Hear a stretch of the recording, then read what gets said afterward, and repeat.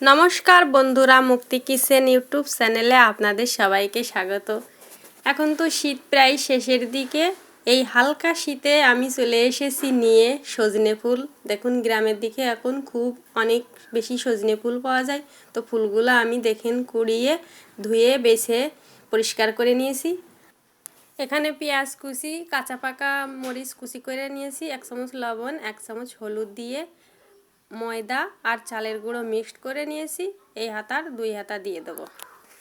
আজকে আমি সজনে ফুলের চপ করে দেখাবো আপনাদের। এটি খুব মজাদার একটা রেসিপি।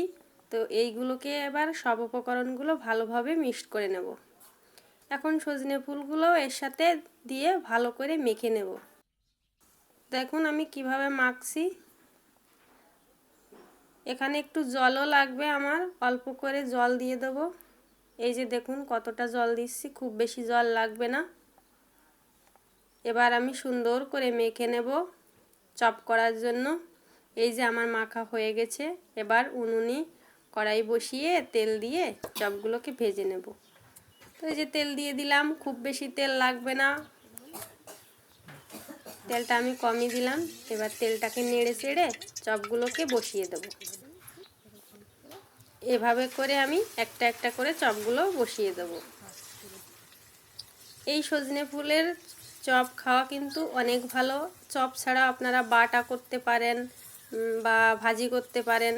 এগুলো খেলে কিডনির সমস্যা দূর হয়। অনেকেরই কিডনির সমস্যা থাকে, এগুলো খাবেন, অনেক উপকার পাবেন।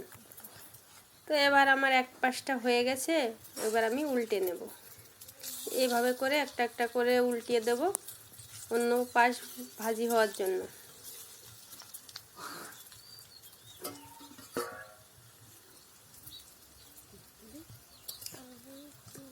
আবারও আমি অন্য পিঠ উল্টে দেব যাতে খুব ভালোভাবে ভাজা হয়। তো এভাবে উল্টে পাল্টেই কিন্তু চপগুলোকে ভেজে নিতে হবে।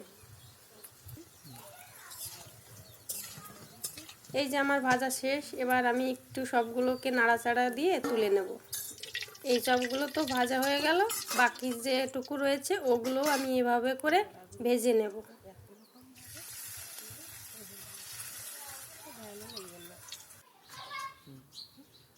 এই যে আমার গরম গরম সজনে ফুলের চপ রেডি হয়ে গেছে। দেখুন এগুলো খেতে কিন্তু খুবই মজাদার হয়, বাচ্চারাও খুব পছন্দ করে। আমি তো প্রায়ই আমার বাচ্চাদের জন্য এই রেসিপি করি। তো এরকম নিত্য নতুন বা পুরনো দিনের রেসিপি পেতে অবশ্যই আমার চ্যানেলটাকে সাবস্ক্রাইব করুন, পাশে থাকুন। সবাই ভালো থাকুন, সুস্থ থাকুন।